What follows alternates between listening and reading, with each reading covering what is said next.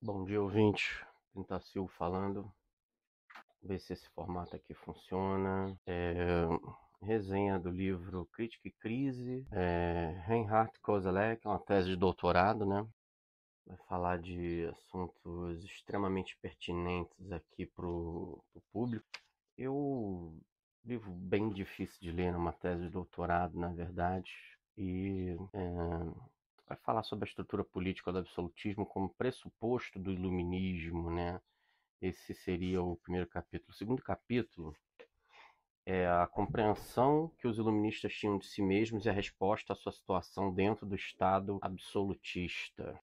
Terceiro capítulo, Crise e Filosofia da História. 3 capítulos e vários subcapítulos, né? Bom, um livro que demora em engrenar, né? Mas eu não tenho uma maneira fácil, né, de resumir esse livro, de falar sobre esse livro. E então eu vou testar um modelo novo, né? Nesse modelo eu sublinhei aqui as principais frases. O livro tem bastante frases de efeito, né? Então eu sublinhei essas frases e um ouvinte aí do canal vai editar isso, vai formar vai tirar os espaços sem voz, né? Vai fazer uma edição legal para a internet. Senão ia demorar muito enquanto eu procuro. É, Tem que passar nas páginas, né? Não tem como. Não, imagina o trabalho que eu ia dar, fazer de graça aqui, copiar tudo que eu pedi para alguém procurar na internet o PDF desse livro, nada, né? Então é um trabalho praticamente sozinho aqui, um ou outro abnegado se oferece para ajudar de forma gratuita, né? Dessa vez aqui é o ouvinte, um homem qualquer, tá me ajudando muito. E enquanto isso, a gente vai tentando ver o formato que mais agrada, né? Para que o canal tenha andamento, né? Então ele começa falando dos pressupostos que levaram à Revolução Francesa, que vão explicar o nosso mundo atual, né? E no início, até o primeiro capítulo aqui, estou passando as páginas, vai falar de Hobbes, bem sacal, né? Todo mundo já não aguenta mais filósofo francês, né? Mas a gente tem que entender que já estudamos isso no passado, isso tudo foi gestado lá por eles, né? E, e esse tipo de raciocínio dominou o mundo, né? Contaminação total aqui na política brasileira, nas revoluções brasileiras, nos partidos políticos brasileiros, na mídia, na academia brasileira. Então veja bem, olha só, estou passando páginas. Ele vai falar de droit de gens nécessaire, droit de gens volontaire e nada, não sublinhei nada. Pra vocês verem como é que, bem que o cara que me indicou falou lá pelo meio vai dizer quem são esses caras. Os iluministas, que está bem em voga, que eu vejo muita gente falando disso, hein? É porque é um assunto complexo, então evitem falar sem ter um cabedal de literatura, que ele vai falar do Stuart, John Locke, que é o pai espiritual do iluminismo burguês, os livros deles. Então é evitar de falar desse assunto sem ter lido pelo menos um cabedalzinho mínimo de livros, né? Então, gente, olha só, já estou na página 55, não sublinhei agora, na página 56 eu começa a sublinhar alguma coisinha. Duas formações sociais marcaram de maneira decisiva a época do iluminismo no continente: a República das Letras e as lojas maçônicas. Desde o início, iluminismo e segredo aparecem como gêmeos históricos. Devemos investigar separadamente a trajetória de cada um em primeiro lugar, as formas de organização e os testemunhos da franco-maçonaria. Em seguida, o desenvolvimento da República das Letras, seguindo o fio condutor da sua consciência crítica. Uma comparação entre estas formações relativamente independentes demonstrará o surpreendente paralelismo que existia entre elas. Em sua linguagem e comportamento, os dois grupos desenvolveram um estilo bem determinado. Eu acho que, conforme isso for me voltando à mente, vocês vão conseguir fazer o liame, porque quando eu estudava para concurso, para faculdade, o meu método de estudo era esse, né? Sublinhar. Por isso que eu falo que estudar por meios eletrônicos na minha opinião, é contraproducente e burro. Se é contraproducente, é burrice, né? Papel. Papel é insubstituível. A nobreza anti-absolutista ia à burguesia endinheirada, à caseada. Burguesia endinheirada juntava-se em grupo, um terceiro grupo, que era objeto e vítima da política absolutista. São os 400 mil emigrantes protestantes expulsos da França após a revogação do Edito de Nantes em 1685, que se estabeleceram no norte e noroeste da Europa. Os filósofos do iluminismo mantinham estreita ligação com os refugiados protestantes, espíritos eminentes na época. Conduziam as tropas que faziam uma guerra inocente no seio do reino da crítica e tiveram uma influência decisiva sobre o caráter da nova elite burguesa, em função de sua origem, em sua maioria proveniente das camadas médias e baixas, os philosophes militants.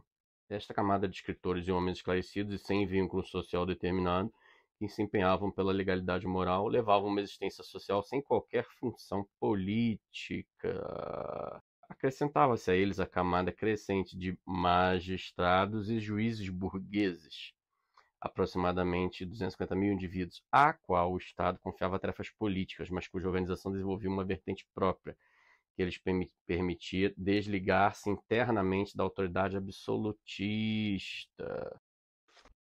Em virtude dessa comunidade, formou-se uma esfera de interesses exterior ao Estado absolutista, uma esfera da própria sociedade, da société, na qual os mais diversos grupos encontravam um lugar independente. Vejam, né? São as bolhas, né?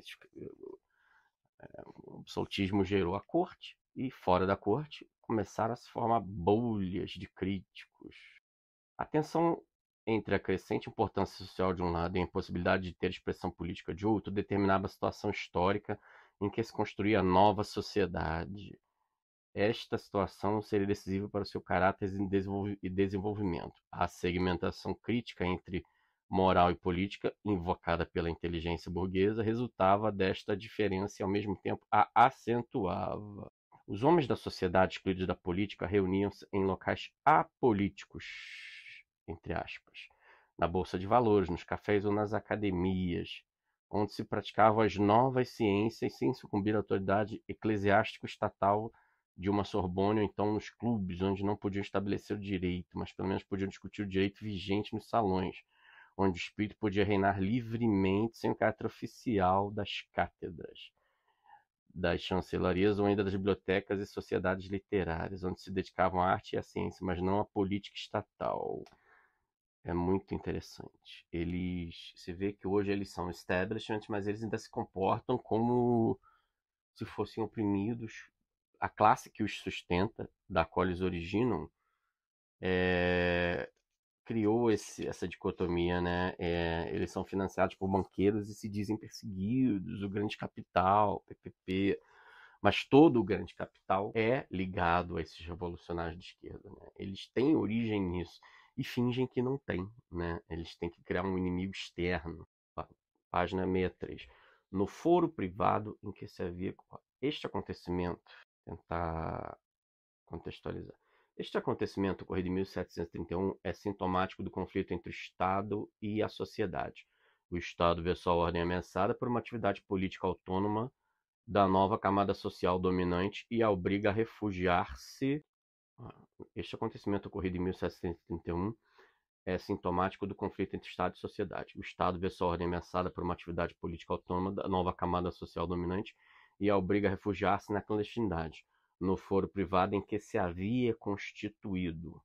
A única instituição civil que cumpria essa exigência do direito soberano e ao mesmo tempo fazia tudo para contorná-la era a franco-maçonaria. As lojas maçônicas são a formação típica de um poder indireto no Estado absolutista, exercido pela nova burguesia, leia-se jujubas. Funcionavam cobertas por um véu que elas próprias teciam, o segredo. O silêncio, a descrição e o vínculo em torno de um segredo, condições violadas por D'Argenson, o que custou ao Clube de l'Entresol o seu fechamento, eram obrigatórios para os maçons, a ponto de determinarem a natureza de sua sociedade. O segredo, este elemento aparentemente tão contrário ao século do iluminismo, precisa ser elucidado mais de perto, pois o segredo maçônico nos conduz ao centro da dialética, da política e da moral. O segredo encobre de maneira ambivalente, como se verá, o avesso político do esclarecimento. Aqui ele fala do patos com TH, dos jansenistas, também um outro grupo que é pouco conhecido, né? Não vou ficar esmiuçando isso aqui, não. Purificação moral da sensualidade e alegrias sensuais em festas da civilidade fraternal eram possíveis ao mesmo tempo e se complementavam. Olha só, isso aqui é bem. Deixa eu voltar aqui. De acordo com as doutrinas, diferenciavam-se notavelmente as determinações do conteúdo do mistério maçônico, ou seja, os conteúdos concretos do trabalho secreto. De um sistema a outro, o segredo tomava para os próprios irmãos outro caráter. Conforme a época, as circunstâncias sociais e as particularidades nacionais ganhavam expressões totalmente distintas pelos mais diferentes caminhos. Os maçons esforçavam-se em alcançar o objetivo geral da arte real, isto é, polir o homem rude, uma pedra bruta ou um pedaço de madeira, se é que vocês me entendem, e elevar os irmãos às regiões da luz, purificação moral da sensualidade e alegrias sensuais em festas da civilidade fraternal eram possíveis ao mesmo tempo e se complementavam. Parágrafo. O que vocês entendem que é a purificação moral da sensualidade e alegrias sensuais? Página 64. Meus amigos, alegrias são sensuais. Segundo sua natureza, a maçonaria é tão velha quanto a sociedade civil. Ambas só poderiam nascer juntas. Isto se a sociedade burguesa não for um produto da franco-maçonaria. Interessante, né? Então, assim, página 64, tá? Eu não vou ficar lendo tudo aqui, mas é o lugar onde começa a esquentar bem o livro, né? Então, quem quiser comprar e ler esses pedaços, assim, eu acho que o início é meio chato mesmo. Nas lojas, de início uma criação puramente burguesa, os burgueses procuravam envolver a nobreza, igualzinho no Brasil, né? Socialmente reconhecida, mas também privada de direitos políticos, de modo a lidar com ela sobre a base de uma igualdade de direitos. É sempre a igualdade, né? Assim como as diferenças sociais de status em relação às mulheres eram ignoradas nos salões, nossa senhora, nas lojas também se firmava o princípio da égalité.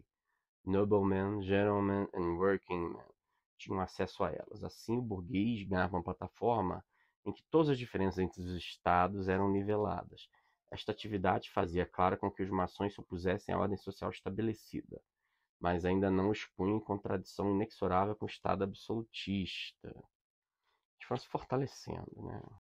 Contudo, página 66, contudo, considera-se agora mais oportuno obrigá-los apenas à religião com que todos os homens concordam. Assim como o Estado absolutista até então havia neutralizado politicamente as tensões religiosas, os burgueses queriam superar moralmente todas as diferenças confessionais. Diferenças confessionais, é o ecumenismo religioso, né? Muito interessante.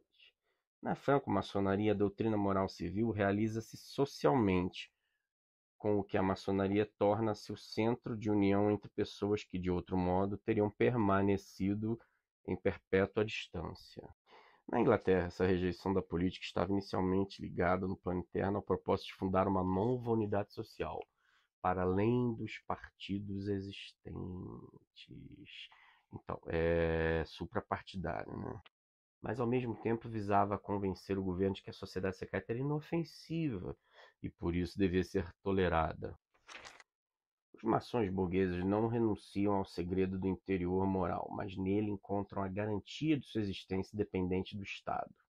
O fato espiritual ser livre em segredo tem sua concreção social nas lojas, aparentemente sem afetar o Estado. Os burgueses criam nas lojas esse foro interior secreto dentro do Estado, um lugar em que já se realiza, sob a proteção do segredo, a liberdade civil. A liberdade em segredo torna-se o segredo da liberdade. Olha só como é que os caras são. Para realizar a liberdade, o segredo tinha outra função, igualmente consciente: unir de maneira genuína o mundo burguês dentro da sociedade. Devemos agora perseguir de que modo o mundo moral penetra de maneira invisível no espaço político estabelecido. Neste processo aparentemente apolítico, revela-se que o Estado, por assim dizer, per negationem, começa a ser questionado. É precisamente a jurisdição moral que o vigia e conduz, na medida em que se estende a política vista de maneira dualista. Então, que tipo de pessoa tem que esconder o que está fazendo, né? Que tipo de pessoa não concorda com a igreja? Tem um lado que dá para entender, mas comece a imaginar o tipo de pessoa que se refugiou nesses locais, né? O mistério das lojas estava, qualquer que fosse o seu conteúdo, no nimbo que irradiava. O segredo continha a promessa de tomar parte numa vida nova, melhor e até então desconhecida. A iniciação significava a descoberta de um mundo novo, oculto, no seio do mundo antigo. O burguês e o demonista, já alheio à revelação cristã, vislumbrava nas sociedades secretas uma instituição na qual encontraria tudo o que pudesse desejar para si. Por isso havia um ímpeto indescritivelmente difundido, por assim dizer, era de bom tom ingressar em uma das ordens secretas que, como observou Frederico o Grande, formaram o gosto e a moda do século. Após a iniciação, o segredo criava uma comunidade de gênero novo. O templo real foi construído e preservado mediante o segredo. O arcano era o cimento da fraternidade. A participação comum no mesmo arcano garantia de antemão a igualdade dos irmãos e conciliava as diferenças entre os estados. O segredo ligava todos os seus cúmplices numa nova esfera, independentemente do lugar onde tivessem sido iniciados e de sua posição na hierarquia existente. Bom, quando estamos reunidos, somos todos irmãos, e o resto do universo é estranho. O príncipe, o súdito, o fidalgo e o artesão, o rico e o pobre ali se confundem. Nada os distingue, nada os separa. Tá bom, né? Tá bom. Mas entendam que essa questão do segredo, do arcano, é extremamente. Dá uma força pro cara fenomenal. Porque se ele viola o segredo, a vida dele desaba, né? Ele Porque esse tipo de pessoa tem dupla personalidade, né? Ele é uma pessoa fora da loja e outra pessoa lá dentro. E ele só realmente considera quem conhece o segredo. Só quem é da seita que ele de fato vai ter uma conversa. Então é impossível você ter uma conversa com uma pessoa dessa, uma conversa profunda, você confiar numa pessoa dessa, porque ele é um esquema, é aquele esquema de colmeia, né? Ele não pode ter segredo para com a seita e a seita não pode ter segredo para com ele, embora a gente saiba que na prática você sabe o que está do seu grau para baixo, né? Você vai ser sempre um pau mandado. Por quê? Porque é uma estrutura humana. E existe uma criatura que manda nessa estrutura que não é Deus. Olha só essa frase aqui. A participação no segredo mantinha acesa uma vaga desconfiança e cautela em relação aos não iniciados. Além disso, o temor sempre evocado da traição contribuía constantemente para reforçar entre os irmãos a consciência de seu próprio mundo, do mundo novo e da obrigação de servi-lo. Assim, o segredo consolidou o sentimento de superioridade entre seus cúmplices, formando a consciência de uma elite da nova sociedade. Por sua vez, a divisão dos arcana, em diferentes graus, que nos graus mais extremos da obediência estrita levava a aberrações patológicas, criou dentro da sociedade uma hierarquia sui generis em que se associavam nobres e burgueses. Quanto mais iniciado no segredo, mais o maçom ganhava ou esperava ganhar influência e prestígio. Em todo caso, essa possibilidade dependia apenas de qualificações internas à sociedade. Estou na página 69, tá? Achei interessante esse cara que ele está em vários livros, né? Olha só esse pedaço. É o Philippe Egalité, o apelido do cara, né? Um parente da nossa monarquia aqui, né? Olha esse trecho aqui. Sob o signo do mistério maçônico, formou-se o arcabouço da International Moral, composta por comerciantes, viajantes, filósofos, marinheiros, emigrantes, em suma, pelos cosmopolitas unidos à nobreza e aos oficiais. As lojas tornaram-se a instituição social mais forte do mundo moral no século XVIII. Seu peso se revela no fato de que homens de Estado também se serviam delas para ganhar influência e atingir metas políticas. Os reis da Suécia, o duque Ferdinand von Braunschweig, na qualidade de protetor da observância estrita, os Hohenzollern e vários príncipes alemães figuram nessa lista, assim como na França o duque Luís Filipe de Orleans, o Philippe Égalité, da Grande Revolução. Cara, que cara patético. Ele acho que foi executado depois, uma parada dessa. Então era uma cambada de loja que eles fundavam. Le Neuf Sœurs, fundada em 1769, representante do reino da crítica e da organização maçônica sob a condução moralmente relevante de Benjamin Franklin, né? Tá vendo, né? Que foi seu mestre de 1779 a 1782. Ela realizou um amplo trabalho de propaganda em favor dos ideais republicanos que estavam em vias de concretizar-se na América. Isso ninguém te diz no colégio, né? Com a introdução de uma constituição igualmente republicana no Grand Orient da França, em 1773, os maçons consideravam-se cidadãos da democracia maçônica. Vai vendo, né? Tudo teoria da conspiração, né? Só uma tese de doutorado, tá, pessoal? 75, vamos lá, página 76. Os maçons propagam-se, diz Lessing em seu Diálogo, pelos atos, mas não se distinguem dos outros homens por sua atividade filantrópica e pedagógica. A prática da moral faz parte do seu esoterismo, suas verdadeiras ações são o seu segredo, constata Falk, o iniciado. Sem entrar a princípio em maiores detalhes sobre o segredo, ele delimita o campo de ação das verdadeiras ações maçônicas. Os maçons fizeram tudo de bom que há no mundo, note bem, no mundo, e continuam a trabalhar por tudo de bom que ainda existirá no mundo, note bem, no mundo, com exclamação. O mundo, o campo do grande projeto dos maçons, apresenta três males fundamentais, que parecem ser as objeções mais irrefutáveis à providência e à virtude. Em primeiro lugar, a divisão do mundo humano em diversos estados, olha isso, delimitados por abismos e muros de separação, tudo entre aspas, que sempre entram em colisão, entre aspas, em virtude de interesses diversos. Ou seja, olha aí, o segundo mal fundamental é a estratificação que resulta da hierarquia social dentro dos estados. O terceiro, finalmente, é a separação dos homens pelas diversas religiões. Ou seja, vocês estão vendo o que é a nova era, né? Agenda 2030, eles querem formar 10 reinos no mundo para depois criar um reino só. Tudo único. Religião única, governo único, língua única, tudo um só, né? Assim, Lessing esboça um mapa dos três principais pontos de ataque dos francos maçons cosmopolitas: estados, ordens e igrejas. Ou seja, quando vocês começarem a ver um político com esse papo ecumênico, internacionalista, abolir fronteira, anti-igreja, ordens no caso, essas ordens dessa época que ele está falando não são as ordens deles, obviamente, são as ordens de cavalaria, né?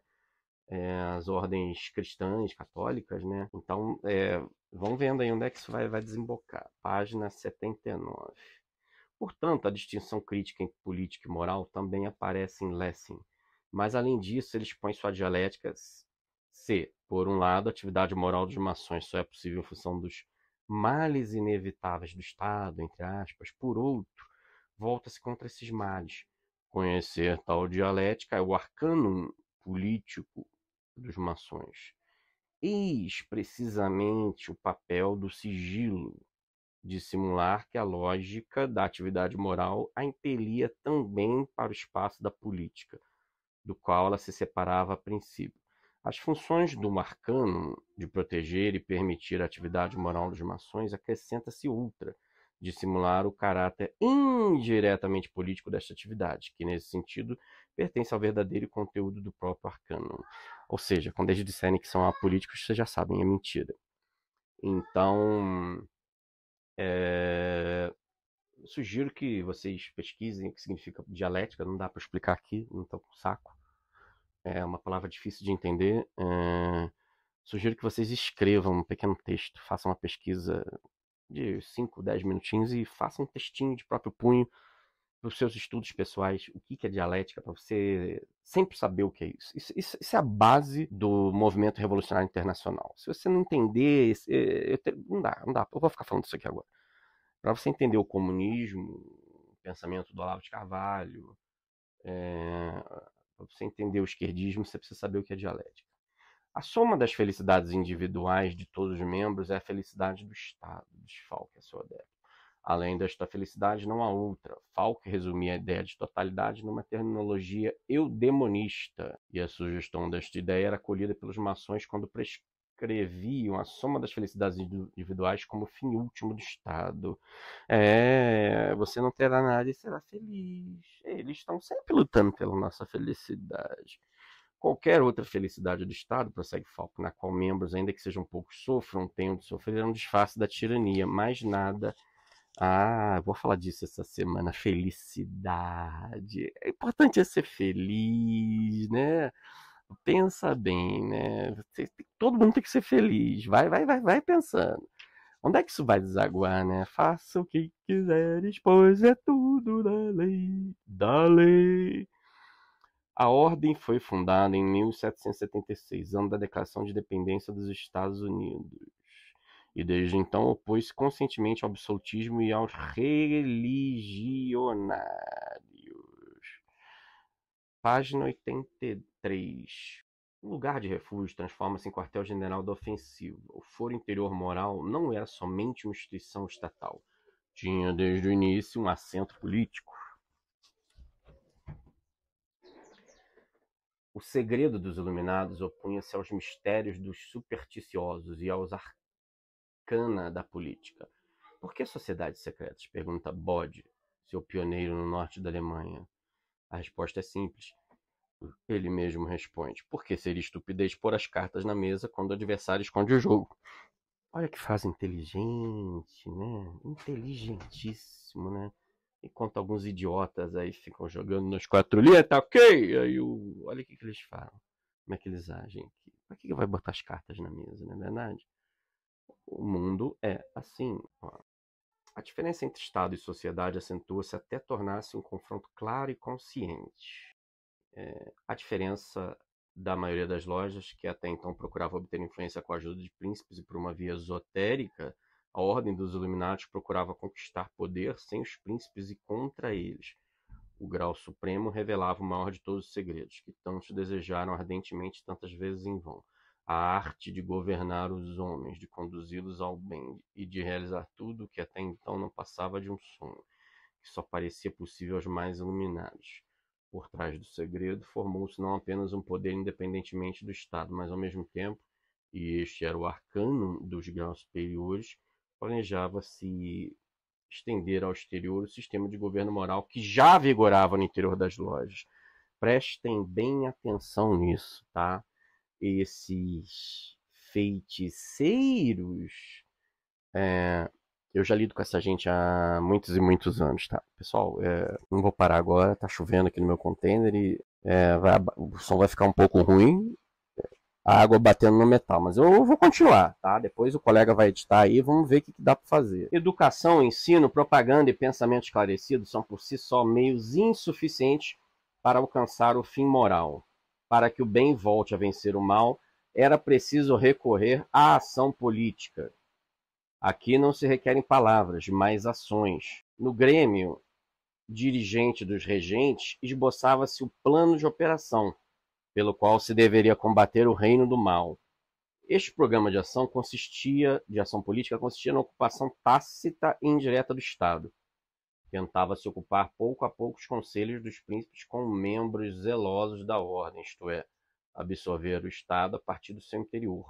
Assim agindo, os iluminados seriam capazes de alcançar ainda mais seus objetivos do que se o próprio príncipe pertencesse à ordem. Quando tivesse ocupado todos os postos importantes na Baviera, consideravam que 600 membros seriam bastante. A ordem teria alcançado a força necessária e poderá tornar-se terrivelmente perigosa em qualquer lugar, se assim o quiser, para aqueles que não queiram segui-la.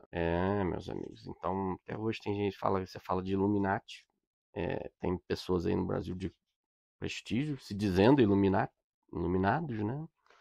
iluministros, sei lá mais o que, não, teoria da conspiração, isso não existe. Eu tô peneirando entre vocês, eu tô garimpando entre vocês e estou tendo sucesso. Sucesso já veio, eu já consegui alguns. É o que o Rush fez, é o que o Olavo de Carvalho fez, é o que todos esses avatares que viveram nesse mundo. Você prega, né? Eu tô fazendo aqui uma pregação, tá? Por isso que o canal não cresce, tá em Shadowban. É, porque a galera quer pack de foto, né? A galera quer pagar OnlyFans, né? A galera quer assinar BBB.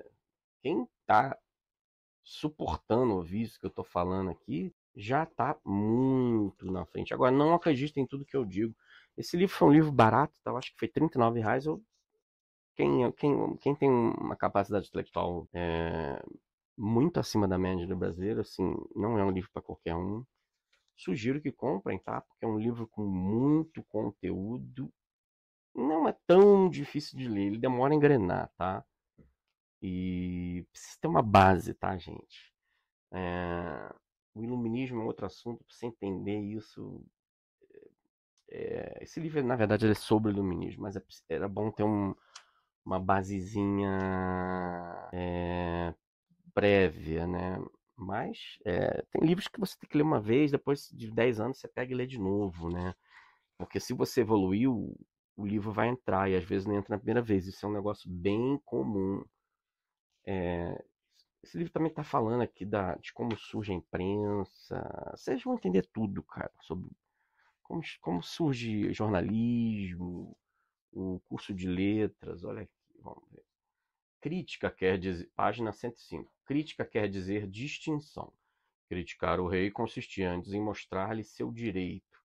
Em algumas circunstâncias, ainda que fosse penoso, significava dar-lhe razão. Olha só, eles não gostavam de dar razão para o rei. Bailey, cuja crítica preservava a consciência de sua posição política, ainda o fazia. Não dar razão ao rei, por outro lado, significava suprimir as diferenças, precisamente o que fez a Enciclopédia, com sua rede de conceitos dualistas. O crítico julgava todo homem como homem virtuoso, mas como homem. Julgar criticamente é nivelar tudo. Reduzir até mesmo o rei é, em uma palavra, reduzir o homem, seja quem for, à condição de cidadão. Os iluministas desmascaram, reduzem, revelam, sem perceber, contudo, que o conteúdo do que é desmascarado se dissolve. Aos olhos do iluminista hipócrita, poder é sempre abuso de poder, né? Acusos do que você faz, né? Eles não acusam todo mundo de que abusa, a polícia abusa, o governo tal abusa, porque o comerciante, porque os bancos, porque o capital. Mas no momento que eles tomam poder, né, eles abusam, né? Acusos do que você é. Ignora que o poder inspire o poderoso. Na perspectiva do agente privado, o poder transforma-se em violência. Por conseguinte, para o iluminista tardio, era evidente que o bom monarca era pior do que o mau monarca, pois impedia a criatura humilhada de perceber o despropósito do princípio absolutista. Os caras são muito loucos. Os filósofos iluministas reduzem o monarca à condição de homem, e como homem ele só pode ser um usurpador. A crítica retira a importância do personagem histórico. Alienado do seu elemento, ou seja, da política, o rei torna-se um homem. Como tal, é alguém que comete violência, é um tirano. Mas se é um tirano, a crítica dos iluministas é justa. O verdadeiro crítico é o juiz, não o tirano da humanidade. Esse seria o trabalho de um crítico superior, ser, enfim, o juiz e não o tirano da humanidade. A crítica supera o seu motivo inicial, torna-se o motor da justiça em causa própria. Ela produz seu próprio ofuscamento. É aquele papo que desembocou em Marx, né? Criticar tudo que existe. Mas não é bem isso a tradução, né? Criticar tudo o quanto existe. Qualquer coisa. Critica tudo. Você é um juiz de tudo. Você é o juiz do mundo. Vocês entendem por que essa gente se sente cheia de razão? Por que eles são os. Olha essa frase aqui. Na medida em que se superam, os críticos superam. Na medida em que se superam, vírgula, os críticos superam o próprio iluminismo. São a vanguarda de um progresso que se transforma em revolução. São os críticos, diz Voltaire em 1765, que revoluciona um século esclarecido como o nosso. Esta situação fez com que o rei se considerasse sem credibilidade, o que ainda não se aplicava a Frederico o Grande ocorreu na França, pois o sentido político da ordem estamental, a qual o rei se sentia ligado, desvanecia na medida em que perdia a função. Diante do Tribunal da Revolução, Luís XVI seria obrigado a defender-se não como rei, mas como homem, julgando-o como homem. Saint-Just não deixou sombra de dúvida. Ele era inimigo da humanidade. São os rótulos, né? Genocida, né? Misógino, né? Meu amigo. Então, assim, vejam que coitado, aquele Zeco Zeba daquele Dom Pedro II, como é que ele jogou esse joguinho e terminou morando de favor num hotel, né, na Europa, na França, morreu na pobreza, né? Zeco Zeba do cara. Você jogou o joguinho dos caras. Jogou nas 4 linhas, tá ok? É isso aí, meu amigo. Então, assim, como é que você quer ser alguma coisa na vida? Entender quem somos, por que fomos criados como fomos, por que o nosso sistema educacional é uma fraude, por que nossas igrejas são uma fraude. Sem entender isso aqui, vejam, você não tem condição nenhuma de absorver o conteúdo do livro com esse singelo podcast. Eu estou despertando para vocês o interesse por estudos mais avançados, percebem? Conforme eu vou lendo aqui o que eu grifei, a minha memória vai fazendo divagações, mas de maneira nenhuma substitui a leitura do livro. Na polêmica, página 112.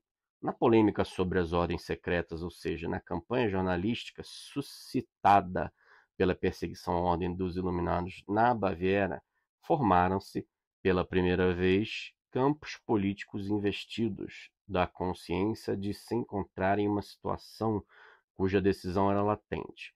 Uniram-se protestantes e católicos, magistrados absolutistas e defensores do sistema estamental.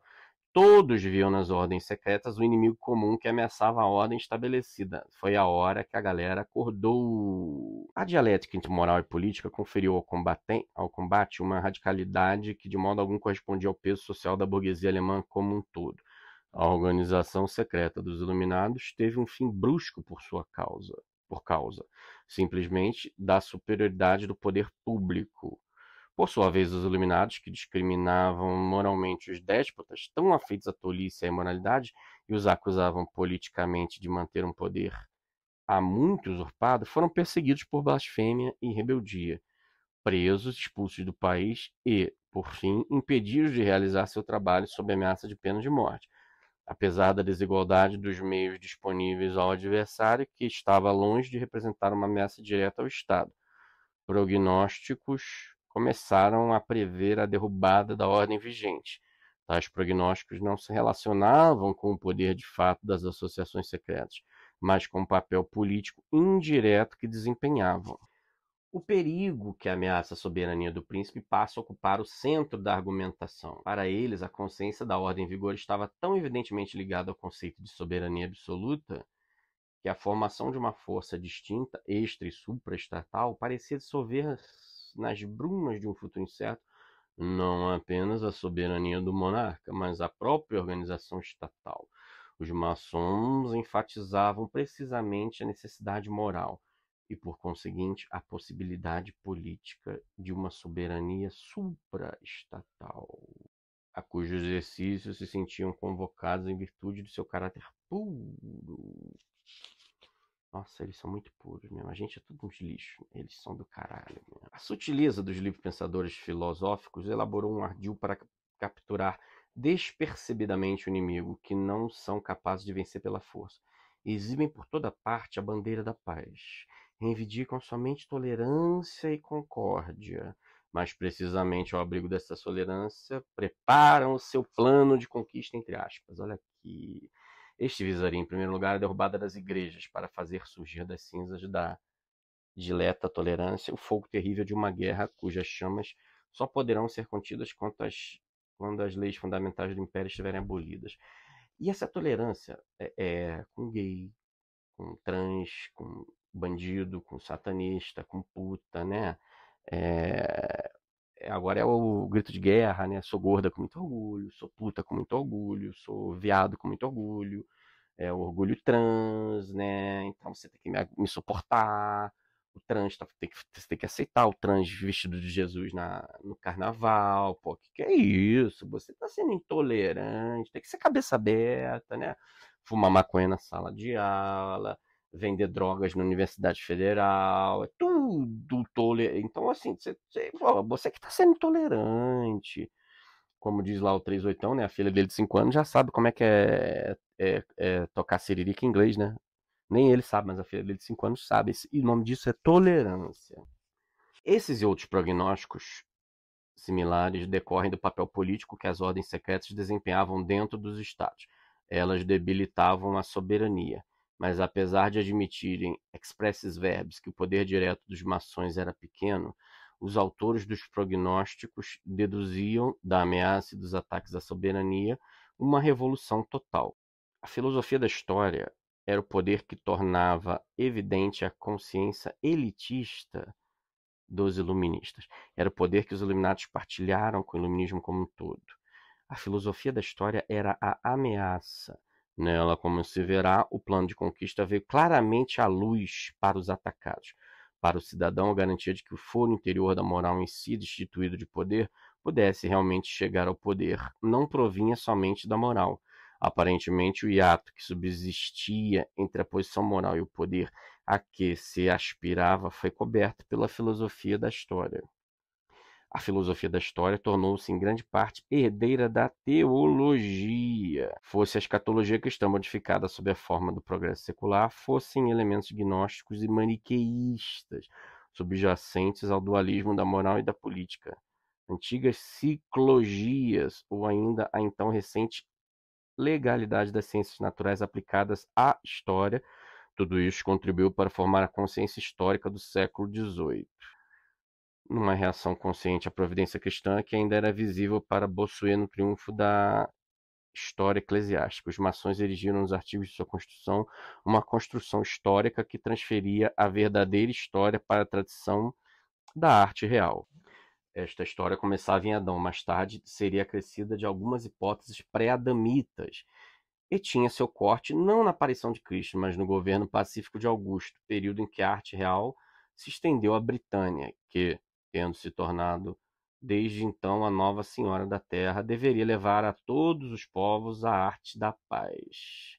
Página 115 que eu estou aqui, para depois quem quiser ler o livro, ouvir o podcast, ler o livro. Assim como Deus só age de maneira oculta, pois, como dizia Leibniz, fornece ser, força, vida e razão sem deixar-se perceber, os irmãos das lojas também têm que encobrir o seu segredo, pois na opacidade de seus planos reside a bondade, a sabedoria e o sucesso do grande projeto. Não, mas não existe grande projeto, não, né? Imagina, não tem nada, a gente que está inventando, a gente enxerga onde não existe. Para Leibniz, o mundo, tal como existe, era o melhor dos mundos. Para os maçons, o mundo só se torna o melhor dos mundos possíveis no momento em que se distinguem dele pelo segredo, para dirigi-lo a partir da câmara secreta do foro interior moral. Né? O foro não é Deus, são eles. A teodiceia racional e teológica de Leibniz conversa em uma justificativa racional histórico-filosófica do novo homem, o Deus da Terra, que quer dirigir a história. De agora em diante, cabe à ordem dos maçons fazer com que a harmonia do universo reine realmente sobre a Terra. Não, os caras são bem modestos, né?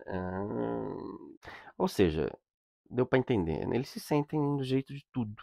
Mudar a história, mudar as leis, mudar os costumes, tudo que você aprendeu com a tua família, com o teu povo ao longo de décadas é tudo lixo. Só o que eles decidem lá dentro que é o que presta, entendeu?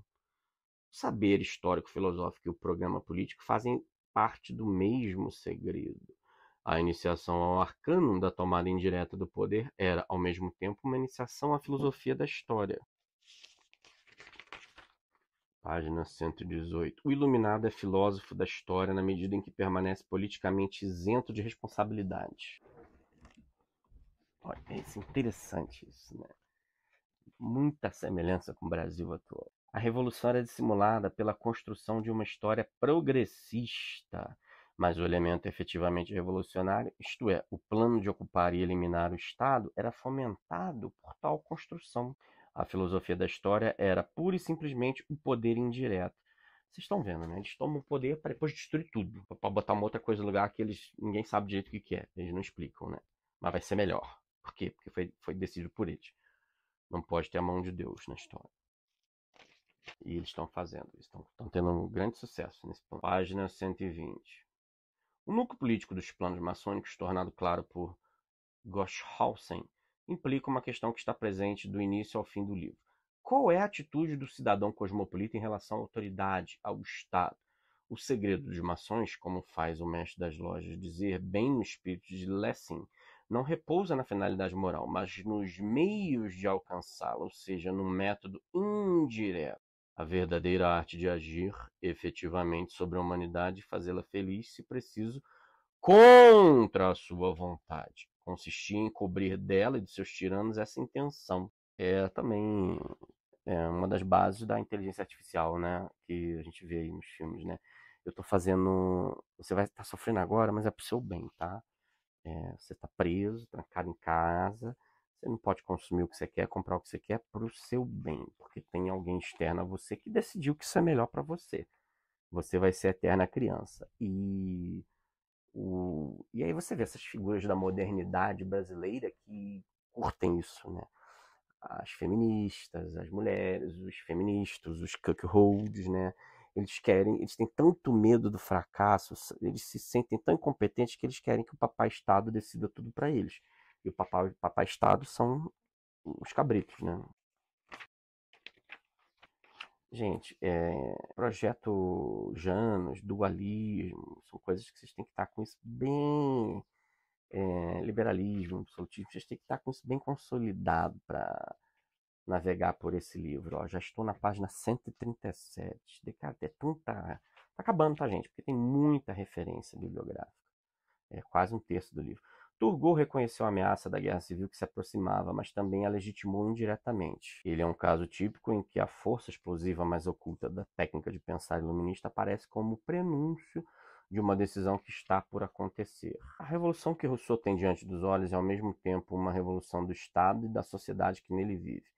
Com o advento da revolução, não ocorrerá somente uma grande mudança. Ela não será uma mera transformação que conduzirá os interesses sociais à vitória. A crise é a característica decisiva que distingue a revolução profetizada por Rousseau e uma revolução progressista. O século seguinte trará inúmeras revoluções. O estado de crise persistirá. Ou seja, eles criam as crises. Pelo que contém de prognóstico e diagnóstico, a expressão crise é um indicador da nova consciência, mesmo se apreendessem os fatos com a perspicácia de D'Argenson e Turgot. Os anunciadores do progresso, confinados à concepção política da tomada indireta do poder, não podiam enxergar o fenômeno da crise enquanto tal. Página 140. Os que querem tratar separadamente a política e a moral jamais compreenderão nada de nenhuma das duas, né? Isso é exatamente. E eu falo com as pessoas no dia a dia. Gente, eu vou repetir a frase. Página 140.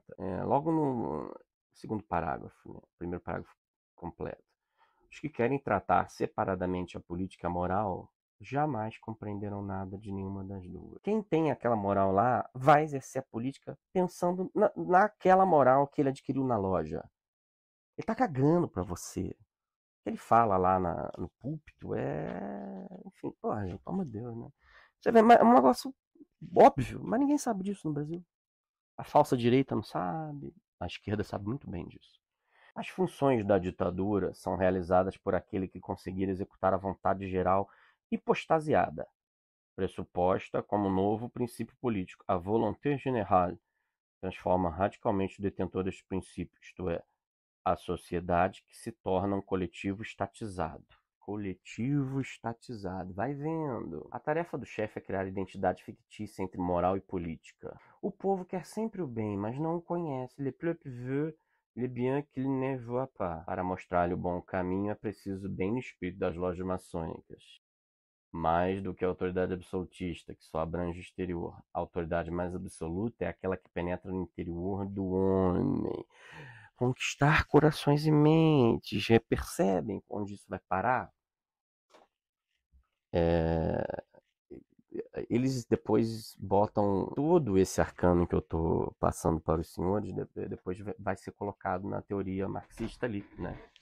Em Gramsci, né? E nessa guerra de quinta geração que estamos vivendo. É preciso guiar não somente as ações, mas sobretudo as convicções, uma vez que a autoridade da vontade do príncipe é substituída pela vontade geral. É preciso impor a unidade do interior e do exterior.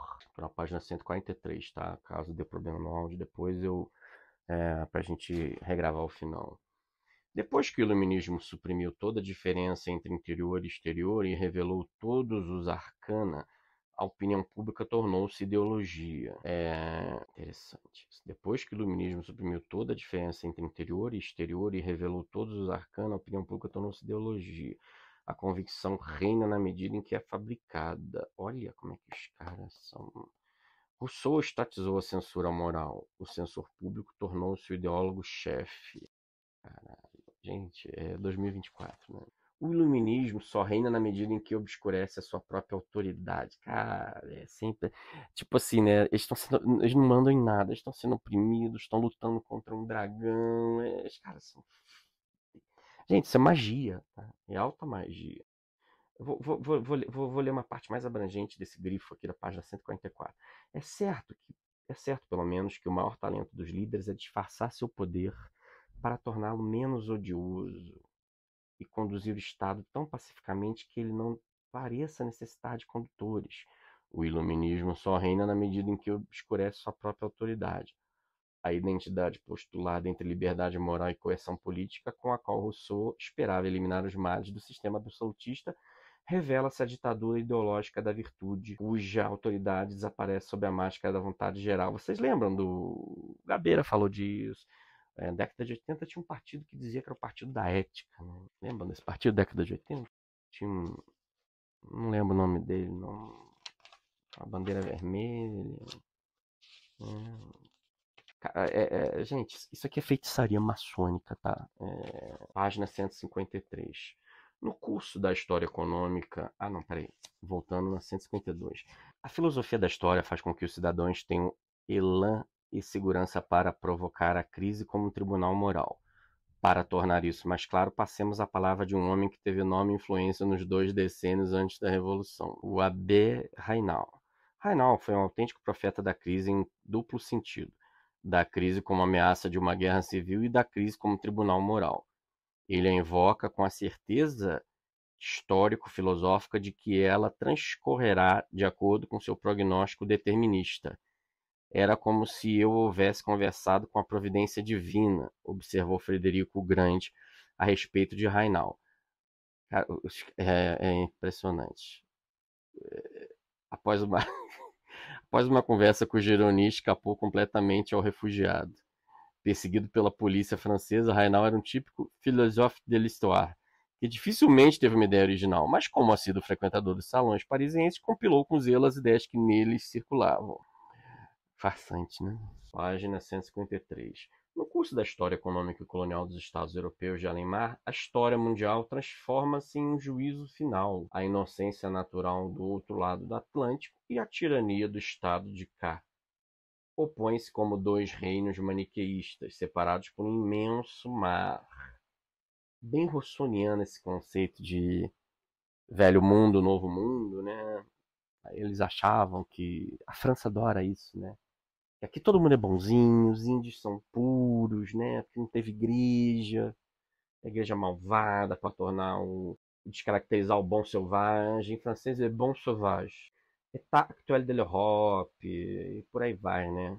A inocência natural do outro lado do Atlântico e a tirania do lado de cá opõem-se como 2 reinos maniqueístas. Ah, tá, falei já. Com o descobrimento do Novo Mundo, inicia-se um enorme processo que envolve a América e a Europa. O decurso histórico deste processo segue inteiramente o esquema que até agora orientou a crítica política indireta. Os 2 continentes, América e Europa, parecem os 2 lados de uma balança, quando um sobe, o outro desce. Tudo nesse livro é isso, tá, gente? Crítica e crise, direita e esquerda, oposição à situação,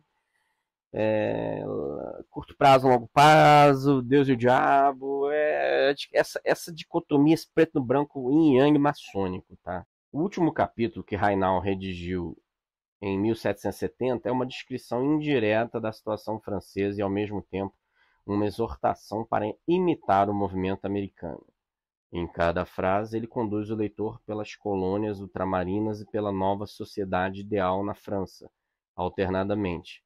Ao descrever a relação com a metrópole de Londres, refere-se à parafraseada corte francesa. Página 155. A vitória da nova sociedade sobre o despotismo é moralmente tão certa quanto a distância insuperável que separa a América e a Europa. Ai de nós, os crimes dos reis e os infortúnios dos povos chegaram mesmo a tornar universal essa catástrofe fatal que tem que separar um mundo do outro. Na situação concreta, o tribunal moral que Rainal invoca indiretamente, usando o desvio de uma filosofia da história global, é a guerra civil.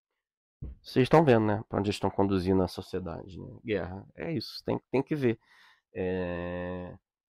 Tese, antitese, síntese. A síntese é a guerra, para erigir uma outra civilização por cima. Isso é assim há milênios, tá? Então, gente, não percam tempo quando um chimpa vier tentar explicar para vocês as coisas.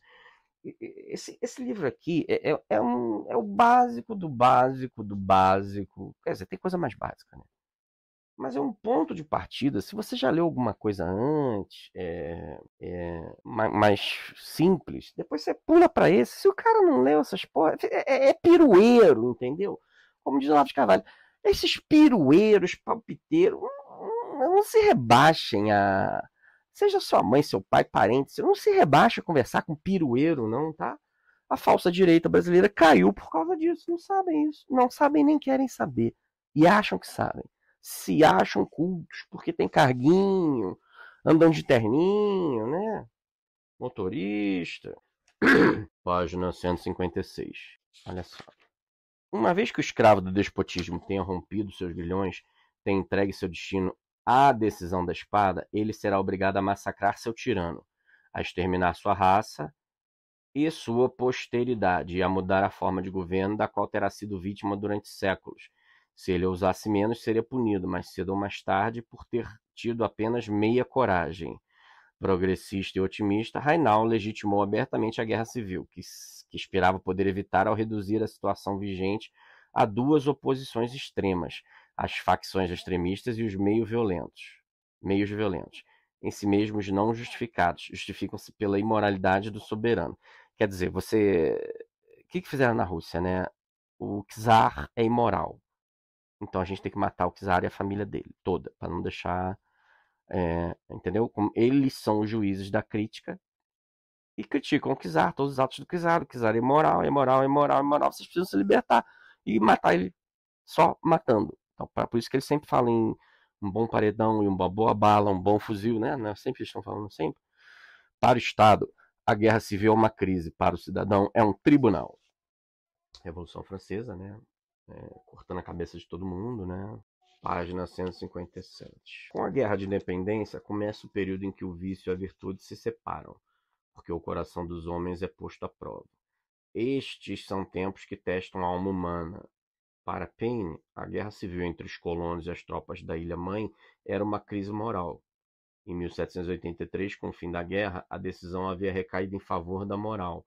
A tirania, difícil de vencer, como o inferno, havia sido derrubada e a maior e mais completa revolução conhecida pelo mundo consumou-se de maneira gloriosa e afortunada. As categorias maniqueístas do Velho Mundo e do Novo Mundo, bem como a pressão a elas ligada para provocar uma decisão definitiva, tornaram-se virulentas também na França.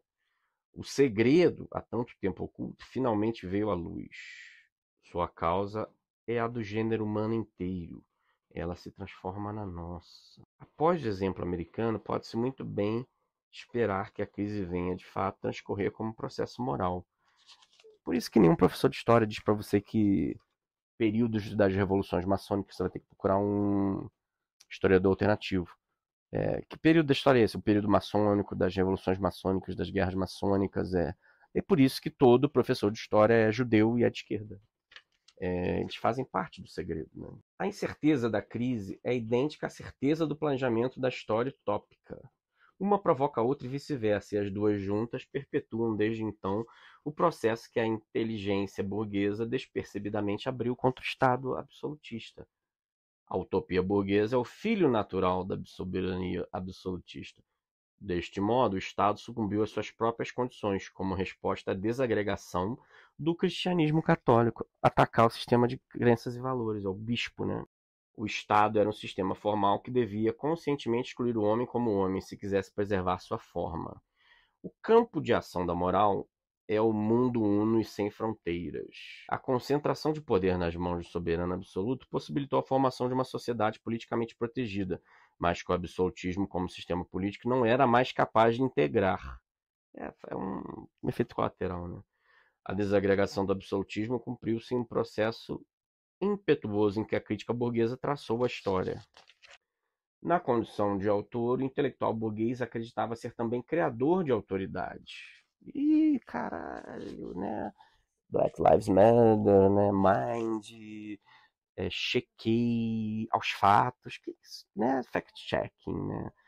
O que isso lembra vocês, né? De onde eles tiraram isso? Tá vendo? Tá tudo aí, gente, nos livros. Só que o chimpa não quer ler. A utopia, como resposta ao absolutismo, inaugura o processo dos tempos modernos, que há muito havia deixado sua situação inicial para trás.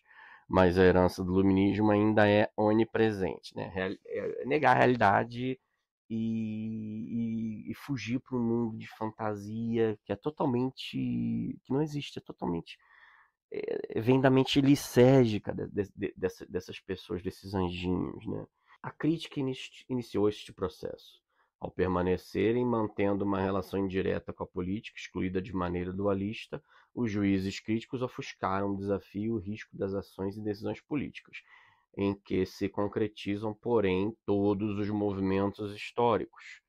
Que isso lhes tenha escapado foi uma ironia da história.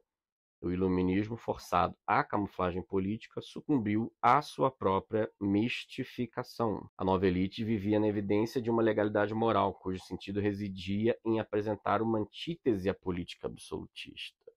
A separação da moral e da política conduziu à crítica soberana e legitimou uma tomada indireta do poder, cujo significado político efetivo permaneceu encoberto para os atores, precisamente em virtude do seu alto entendimento dualista. Obscurecer a compreensão desta dissimulação como dissimulação era a função histórica da filosofia da história. Ela é a hipocrisia da hipocrisia, em que a crítica se havia degenerado. Realizou-se assim um salto qualitativo que impedia todos os participantes de compreender o seu próprio ofuscamento. O anonimato político do iluminismo cumpre-se na soberania da utopia.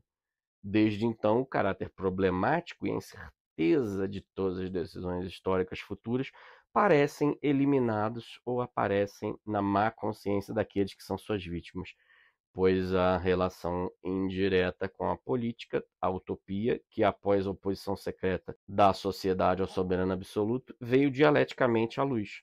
Transformou-se nas mãos do homem dos tempos modernos em um capital sem provisão política. A conta foi apresentada pela primeira vez na Revolução Francesa. Página 161, e aí eu encerro aí a resenha do livro, mas não custa dizer que o livro tem 254 páginas, né? Mas o texto em si termina na página 161, ou seja, tem 70, 40, 90 e tantas páginas aí para quem é realmente historiador, né? De referências bibliográficas, citações aqui. É um livro pequenininho, uma tese de doutorado, né? Que virou livro. E surpreendente isso chegar no Brasil, tá? Tem muita coisa aqui. O Gengivão, né? O Alan dos Santos, tá no canal dele quando a gente consegue observar, porque o algoritmo não ajuda, né? Muita coisa que, cara, esse cara tinha que voltar, né? Quem sabe num outro universo, uma outra realidade. Coisa aqui publicada sobre a gente lá nos Estados Unidos, no exterior, e que a gente não tem acesso, ninguém traduz. Ou coisas que foram publicadas e não vão ser reeditadas porque alguém deu ordem